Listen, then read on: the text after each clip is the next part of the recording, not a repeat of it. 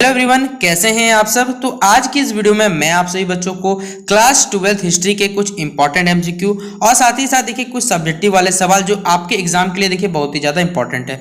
तो आप इन सवालों को देखिए, सवालों को याद करिए, लिखने की आवश्यकता नहीं है, बस पढ़ लीजिए, आपको खुद ब खुद ये सवाल याद हो जाएंगे। और इसमें गारंटी देता हूँ कि आपसे बच्चों देखिए हड़प्पा सभ्यता जो सबसे ज़्यादा सवाल पूछा जाता है, भारत से जुड़े हुए सवाल पूछे जाते हैं, वो सारे के सारे सवाल इसमें ऑब्जेक्टिव कंप्लीट कराऊंगा।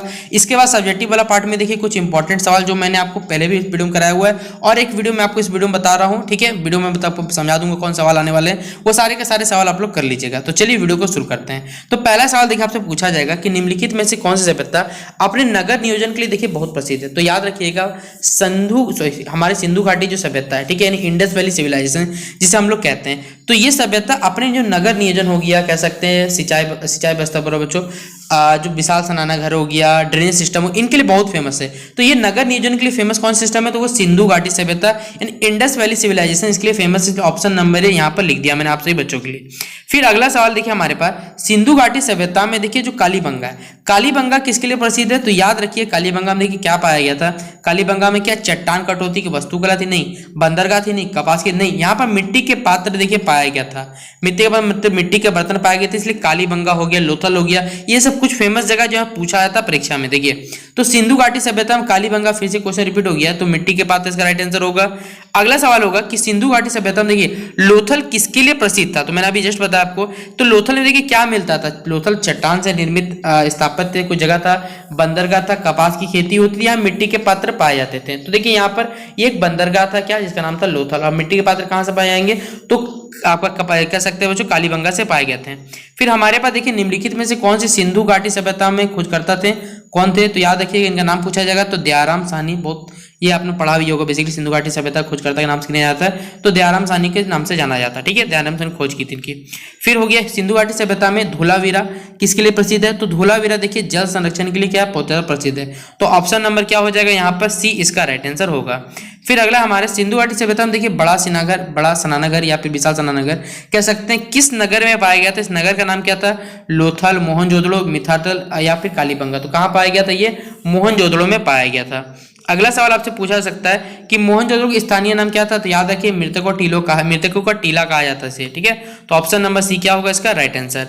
फिर अगला निम्नलिखित तो कौन सी धातु हड़प्पा सभ्यता में नहीं पाई, इसे कांस्य युग भी कह सकते हैं, लेकिन कौन सी धातु यहाँ नहीं पाई जाती, तो वो थी लोहा, ठीक है। ऑप्शन नंबर क्या हो जाएगा, डी। और यहाँ पे तांबा देखिए बहुत ज्यादा पाया जाता था यहाँ पर भी, तो ये डी क्या हो जाएगा इसका राइट आंसर, नहीं पाया था वो हो जाएगा लोहा।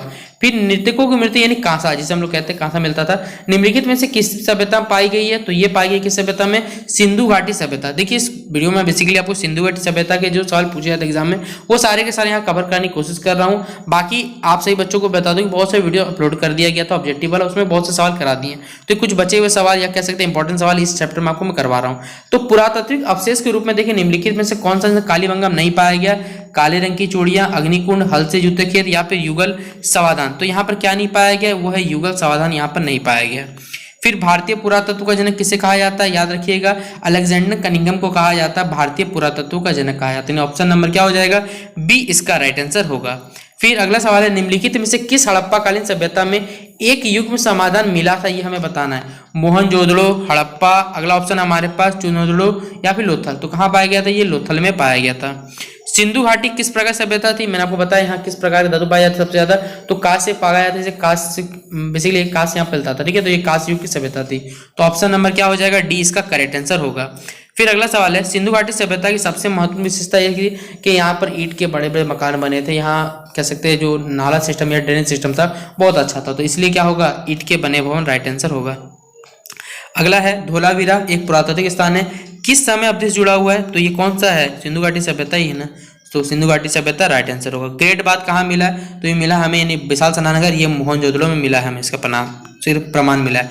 निम्नलिखित हड़प्पा कौन सा नगर 3 भागों में विभाजित था, तो वह था धोलावीरा, जिस 3 भागों में बांटा हुआ मिला था हमें।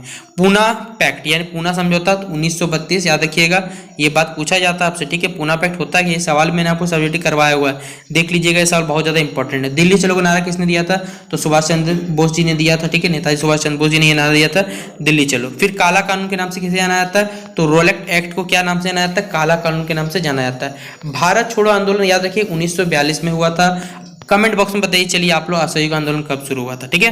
फिर स्वतंत्र भारत के देखिए अंतिम गवर्नर जनरल क्या थे, तो वो थे कौन, सी राजा गोपालाचारी। और किस कह सकते हैं कौन प्लान के तहत भारत और पाकिस्तान देखिए विभाजन हुआ था, तो वो लॉर्ड माउंटबेटन प्लान के तहत ही हुआ था, या कह सकते हैं माउंटबेटन प्लान था ये। तो संविधान सभा के देखिए प्रारूप समिति के अध्यक्ष कौन थे, तो ये थे डॉक्टर भीमराव अम्बेडकर, इन BR अम्बेडकर साहब जी, इसके कौन थे, प्रारूप समिति के अध्यक्ष थे। फिर पानीपत का प्रथम युद्ध हम लोग जानते हैं 1526 को हुआ था ये। फिर अगला हमारे पास मुस्लिम लीग की स्थापना तो 1906 में हुआ था, ये भी आपको याद होगा। फिर अगला ईस्ट इंडिया कंपनी, तो भारत में कब इसकी स्थापना हुआ था, 1600 ईस्वी में। 1920 में कौन आंदोलन हुआ था, तो याद रखिएगा असहयोग आंदोलन कब शुरू हुआ था, आपका 1920 में। और दांडी यात्रा, दांडी किस राज्य में हुआ था, तो आपको मालूम होगा गुजरात, ठीक है। गांधी ने किस घटना से दुखी हो गए, क्या 1922 में अपना कैसे असहयोग आंदोलन वापस ले लिया, तो 5 फरवरी 1922 को चौरी चौरा कांड हुआ, जिसकी वजह से शायद 11 पुलिस वाले और एक थानेदार था जिनको मार दिया गया था, जला दिया गया था ट्रेन में, स्टेशन में, जिसकी वजह से गांधी जी ने क्या किया, असहयोग आंदोलन वापस ले लिया। तो ये चौरी चौरा की घटना क्या हो जाएगा, इसका राइट आंसर हो जाएगा। तो ये कुछ सवाल मैंने आपको इस वीडियो में करवा दिए, और बाकी हमारा सब्जेक्टिव वाला पार्ट भी मैं आपको इस वीडियो में बता रहा हूँ। तो फिलहाल इतना दूर तक वीडियो पसंद आया तो वीडियो को लाइक और शेयर करने में कमी मत करिए, ठीक है। तो चलिए देखिए बाकी हमारे पास सब्जेक्टिव के कौन कौन से सवाल है आप लोग देखिए, और इसको अपने एग्जाम के लिए प्रिपरेशन करिएगा। तो अकबर की देखिए एक सिस्टम चलता है, इसका नाम जाना जाता है मनसबदारी सिस्टम, ठीक है। ये व्यवस्था थी किया, इससे देखिए ऑब्जेक्टिव पूछा जाता है कि मनसबदारी व्यवस्था किसके द्वारा शुरू की थी, किस मुगल बादशाह के द्वारा, तो याद देखिए अकबर के द्वारा शुरू की गई थी। क्या था ये देखिए, तो मनसबदारी जो था वो मुगल प्रशासनिक व्यवस्था थी, जिसे अकबर ने क्या किया था, स्थापित बनाया था। अकबर के शासनकाल में देखिए मुगल क्षेत्र का सबसे ज्यादा विस्तार हुआ था। साम्राज्य को सुरक्षित करने के लिए संगठित सेना की देखिए आवश्यकता थी, एक सेना होना चाहिए था। इसी सिस्टम को हम लोग क्या कहते थे, मनसबदारी सिस्टम कहा जाता था। इसका मुख्य उद्देश्य था कि सेना को देखिए संगठित करके क्या करना है, साम्राज्य का विस्तार भी करना और उस पर क्या करना है, पूरी अपना कह सकते हैं उसे निपुण रखना है। इस व्यवस्था में अकबर ने अपने जितने अधिकारियों को जाति के आधार पर एक क्या दिया, मनसब प्रदान किया, एक टाइप प्रदान किया। जाति के आधार पर मनसब को देखिए विभिन्न क्षेत्रों को श्रेणियों में बांटा गया। श्रेणी को जो आधारों को देखिए प्रत्येक मनसब को सेना का अधिकार रखने का यहाँ पर दिया गया। सेना के साथ पशु हो गए, गाड़ी, ये भी रखने का इनको अधिकार दिया गया। मनसबदारी का क्षेत्र उसी अधिकारी का जागीर ऐसा होता था, परंतु प्रत्येक मनसबदार को सरकार की तरफ से या कह सकते हैं मुगल बादशाह की तरफ से अनुरूप क्या कुछ नगदी वेतन दिया जाता था। मनसबदारों को बादशाह उपहार पुरस्कार देकर भी क्या करते, सम्मानित करते थे। मनसबदार की जो नियुक्ति थी वो मीर बख्शी पदाधिकारी तथा उम्रा वर्ग के कुछ सदस्य करते थे। सेना को कोई भी व्यक्ति किसी उम्रा के माध्यम से याचिका देता था, याचिका को बादशाह के सामने रखा जाता था। फिर मीर बख्शी जो अन्य याचिका थे उन पर विचार करके क्या करते, उन्हें मनसबदारी प्रदान करते थे। मनसबदार को देखिए 2 श्रेणियां होती थी, कह सकते हैं तैनाते रकाब तथा तैनाते सूबाजात। दोनों श्रेणी जो केंद्रीय तथा प्रांतीय प्रशासनिक तथा सैनिक कार्यों में सहायता करती थी। इनको समय समय पर दरबार में उपस्थित होकर दरबारी शिष्टाचार निभाना होता था। कभी कभी ये व्यापार का काम भी देखते थे। अकबर ने औरंगजेब तक मनसबदारी व्यवस्था मुगल प्रशासन का आधार था। केंद्रीय शासन के कमजोर होने पर उनके जो मनसबदार थे वो क्या हो गए, स्वतंत्र हो गए तथा मुगल साम्राज्य का जो पतन हुआ इसके कारण भी ये लोग बने थे। तो ये इसका हमारा फर्स्ट नंबर क्वेश्चन हो गया।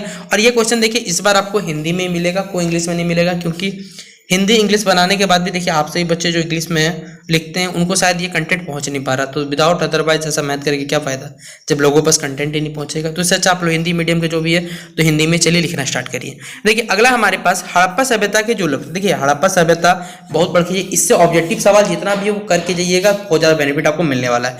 तो हड़प्पा सभ्यता के लोग अपने जीवन निर्वाह के लिए देखिए बहुत सारे काम करते थे। उनमें कृषि हो गया, पशुपालन हो गया, शिल्प उद्योग हो गया, हड़प्पावासी जो व्यापार भी करते थे। प्राग से देखिए हमारे जो साक्ष्य मिला उससे ये पता चलता था कि ग्रामीण स्थल जो थे उनमें लकड़ी से बने हल होता था। बैल एवं ऊंट की सहायता से विस्तृत पैमाने पे या बड़े पैमाने पे खेती किया जाता था। गेहूं हो गया, धान, चना, ये सब का यहाँ पर खेती के प्रमाण मिलता है। एक साथ 2 फसलों को यहाँ उगाया जाता था। जो अनाज थे उनको कूटने पे इसलिए यहाँ पे कार्य भी चलते थे। विभिन्न स्थल के कह सकते उत्खनन से हमें प्राप्त पशुओं की हड्डियां मिली है, जैसे उससे पता चलता है कि यहाँ पशुपालन भी किया जाता था। पालतू पशुओं को देखिए कृषि, बोझा ढोने आता था, गाड़ी खींचने जैसे कार्यों में लगाया जाता था। कहीं कहीं जंगली जानवरों की हड्डियों के प्रमाण मिले। लोगों द्वारा शिकार करने का प्रमाण मिला। कुछ लोग मछली पकड़ने का भी क्या यहाँ पर काम करते थे। इसके अलावा देखिए यहाँ पर शिल्प उद्योग चलता था, जैसे यानी धातु से क्या करना, बहुत से बर्तन बनाना, ये सब काम करके लोग क्या करते थे, अपना जीवन निर्वाह करते थे। इसमें देखिए बहुत सारा लिखा, सोना चांदी के आभूषण बनाते, मूर्तियां बना, खिलौना बनाते थे, सिलबट्टा, फर्नीचर, ये सारे के सारे देखिए हमें कुछ प्रमाण मिले जिससे पता चलता है कि हड़प्पा सभ्यता के जो लोग थे वो इन सभी का क्या करते थे, काम करके अपना जीवन निर्वाह चलाते थे। तो ये क्वेश्चन नंबर 2 हो गया। और इसमें से तो बोल ही दिया आपको कि इसमें बहुत क्वेश्चन पूछा एग्जाम में ऑब्जेक्टिव में, तो उसको आप लोग सारा जरूर कर लीजिएगा। अगला सवाल देखिए पूछा जाएगा पूना पैक्ट। पहले बात तो पूना पैक्ट के बारे में आपको जानकारी होना चाहिए। इसमें देखिए महात्मा गांधी जी की क्या भूमिका थी। तो देखिए सांप्रदायिक पंचायत के विरुद्ध भारत के जो प्रमुख नेता हो गए हमारे डॉक्टर राजेंद्र प्रसाद, पंडित मदन मोहन मालवीय जी, घनश्याम दास बिरला, राजगोपाल आचार्य, डॉक्टर भीमराव अम्बेडकर ने देखिए पूना में एकत्रित होकर क्या किया, एक विचार विनिमय कर किया। उन्होंने गांधी जी और अम्बेडकर की स्वीकृति का समझौता तैयार किया, जिससे हम लोग जानते हैं पूना पैक्ट यानी पूना समझौता हमसे। इसमें ब्रिटिश शासन भी देखिए मान लिया। समझे कि कुछ शर्तें थी। क्या था इसमें कि जो सांप्रदायिक पंचायत में दलितों के लिए यहाँ पर कुछ प्रांतिक व्यवस्थातिक सभाओं में सभी राज्यों में निर्वाचित 71 स्थान थे, उनको बढ़ा के 141 करा दिया। जो हमारी कह सकते चुनाव प्रणाली की व्यवस्था थी, उनमें दलितों के लिए चुनाव क्षेत्र की व्यवस्था समाप्त कर दी गई। स्थानीय संस्थाओं और जो सार्वजनिक सेवाओं में दलितों के लिए उच्च प्रतिनिधित्व निश्चित किया गया था। दलितों की शिक्षा के लिए आर्थिक सहायता यहाँ सिफारिश की गई थी। यह योजना आरंभ में 10 वर्ष के लिए होगी। पूना जो कह सकते हैं पूना पैक्ट जो है अंग्रेजों द्वारा सांप्रदायिक पंचायत के माध्यम से दलितों को हिंदुओं से अलग करने के षड्यंत्र में यह आया था। लेकिन गांधी जी ने पंचायत के विरुद्ध 20 सितंबर 1932 को यहाँ आवरण अनशन कर दिया। और बाद में ये पैक्ट देखिए क्या हो, पूना समझौते के बाद 26 दिसंबर 1932 को उन्होंने अपना अनशन तोड़ दिया, क्योंकि इसमें बेसिकली कह सकते हैं कि मीटिंग सेटअप हो गया था। तो पूना पैक्ट पूछा जाता किस वर्ष ये होता, 1932 याद रखिए, ये आपसे ज्यादा ऑब्जेक्टिव पूछा जाएगा। फिर साइमन कमीशन, तो एक अंग्रेज अधिकारी का नाम था बेसिकली साइमन, उन्हीं के नाम पे आया था साइमन कमीशन और बोला गया था गो बैक साइमन। आपने क्लास 10th में पढ़ा होगा। तो साइमन कमीशन के बारे में कुछ जानकारी है कि 1919 में भारतीय सरकार अधिनियम की समीक्षा करने तथा भारत में उत्तरदायी जो सरकार स्थापित हो रही थी उसकी स्थापना की एक दल कह सकते कमीशन बना, जिसका नाम था साइमन कमीशन। ठीक है, 1927 में सर साइमन के नेतृत्व में यह भारत भेजा गया था, परंतु कांग्रेस ने इसका विरोध किया। जहां जहां ये आयोग आया उसका स्वागत काले झंडे तथा साइमन वापस जाओ के नारे से शुरू किया गया। कई जगहों पर तो लोगों ने विरोध में हड़ताल किया था, प्रदर्शन किया। अमृतसर में प्रदर्शनकारियों पर पुलिस ने लाठी भी चलाई। इस क्रम में जो हमारे लाला जी थे, लाला लाजपत राय जी के सिर पर देखिए गहरी चोट लगी, जिनसे बाद में उनकी क्या होगी, मृत्यु भी हो गई थी। साइमन कमीशन ने किसी भी देखिए भारतीय को नहीं रखा गया था और सबसे बड़ा देखिए गलती इन्होंने यही किया था। सरकार की इस प्रांतीय भेदभाव के कारण कांग्रेस ने इसका विरोध किया तथा इसका बहिष्कार भी किया गया था। तो ये क्वेश्चन नंबर 4 और वेरी वीआई सवाल पूछा जाता है। एक जलियांवाला बाग हत्याकांड भी पढ़ लीजिएगा, असहयोग आंदोलन, ये सारे के सारे सवाल मैंने कुछ करवाया हुआ है, तो आप लोग जरूर देखिएगा। तो यहाँ पर देखिए हमारे पास है राजा कृष्णदेव राय की उपलब्धियों को वर्णन करना है। तो कृष्णदेव राय विजयनगर साम्राज्य में तुलु वंश की कहते श्रेष्ठतम शासकों में उनको माना जाता है। शासक बनते ही उसने क्या किया, आंतरिक व्यवस्था सुदृढ़ की। उन्होंने बीजापुर पर आक्रमण किया और यहाँ पर विजय हासिल की। उन्होंने रायचूर हो गया, गुलबर्ग, इन पर सभी पता ही गया। उन्होंने 4 बार उड़ीसा के जो गजपति रुद्रदेव को उन्होंने हराया। रुद्रदेव ने अपनी पुत्री का विवाह कृष्णदेव राय के साथ कर मैत्री यहाँ पर स्थापित होता, दोनों दोस्ती हो गई। उसके बाद सैनिक अभियानों से उनके साम्राज्य की सीमा पश्चिम में कोंकण हो गया, पूर्वी में विजयपाटनम हो गया, कटक, दक्षिण में कन्याकुमारी तथा उत्तर में बिदर तक यहाँ बढ़ गई थी। कृष्णदेव राय ने देखिए प्रशासन में नायंकर और आयगर यहाँ पर व्यवस्था अपनाई। उन्होंने कई नहरों और जलाशयों का निर्माण कराया, जिनमें सिंचाई के साथ साथ पेयजल की भी व्यवस्था की गई थी। इसका शासनकाल स्थापित कला के साथ श्रेष्ठ काल था। उन्होंने कई मंदिरों और गोपुरम का निर्माण कराया। विरूपाक्ष मंदिर के मंडप तथा जो पूर्वी गोपुरम का निर्माण इन्होंने करवाया था। तो ये क्वेश्चन नंबर 5 होता है हमारा। अगला क्वेश्चन हमारे पास असहयोग आंदोलन के महत्व और देखिए हमें प्रभावों की यहाँ पर विवेचना करनी है। तो असहयोग आंदोलन गांधी जी की कह सकते हैं जन आंदोलन था। गांधी जी ने महसूस किया कि अन्याय को सहना देखिए पाप है, कि अन्याय को देखिए सहयोग देना पाप है। तो उन्होंने 1932 में कांग्रेस की सहमति से असहयोग आंदोलन चलाने का निर्णय लिया। स्मरणीय है कि जो दिसंबर में सेशन हुआ था, कांग्रेस का जो सेशन नागपुर अधिवेशन नाम से जाना जाता है, उसमें यह जो प्रस्ताव था वो बहुमत से पारित हो गया। फिर जो सरकारी स्कूल हो गए या राष्ट्रीय स्कूल हो गए, कांग्रेस कॉलेज व्यवस्था हो गई, स्वदेशी को अपनाया जाना, पंचायत, इनमें सभी देखिए लोगों को कह सकते हैं देश की ओर अपनाया, देश की जितनी भी चीजें उन लोगों को अपनाया गया कि देश की जो इनको अपनाई। हिंदू मुस्लिम एकता पर बल दिया गया और यहाँ पर तो इस प्रकार से ये कार्यक्रम चला। और 5 फरवरी को क्या हुआ कि गोरखपुर में एक घटना हुई जिसे हम लोग चौरा चौरी कांड के नाम से जानते हैं, जहां पर एक पुलिस स्टेशन को जला दिया, जहां पर 22 सिपाही और एक दरोगा थे, उनको साथ में जला दिया गया। गांधी जी इस आंदोलन से बहुत दुखी हुए और उन्होंने अपना असहयोग आंदोलन वापस ले लिया, फिर स्थगित कर दिया, आप कह सकते हैं। ठीक है, अगला सवाल है हमारे पास कि मुगलकारी जो चित्रकला थी उसकी क्या विशेषताएं थे। तो मुगल काल में चित्रकला का देखिए काफी विकास हुआ। चित्रकारों का राष्ट्रीय और उससे राजकीय संरक्षण प्राप्त था। अनेक शासकों ने चित्रकारों को नियुक्त करके क्या किया, अपने तथा सामसायिक घटनाओं के चित्र बनाए। भारी विरोध के बाद भी देखिए अकबर ने चित्रकारों को प्रश्रय दिया। बादशाह, दरबार और अनेक देशों को चित्रण करवाया गया था। ये चित्र ईरानी शैली में करवाए गए थे कि कितने लघु चित्र बनाकर चिपकाए जाते थे। ठीक है, फिर गौतम बुद्ध के देखिए कुछ प्रमुख उद्देश्य पूछा जाएगा आपको। तो गौतम बुद्ध के देखिए कुछ प्रमुख उपदेश यहाँ मिल जाएंगे कि गौतम बुद्ध एक व्यवहारिक धर्म सुधारक थे। वे आत्मा परमात्मा के निरर्थक विवादों से दूर रहते हुए तत्कालीन समस्या के समाधान के लिए 4 आर्य सत्य उन्होंने दिए थे। पहला क्या है, संसार दुखमय है। दुखमय का कारण देखिए तृष्णा यानी इच्छा है।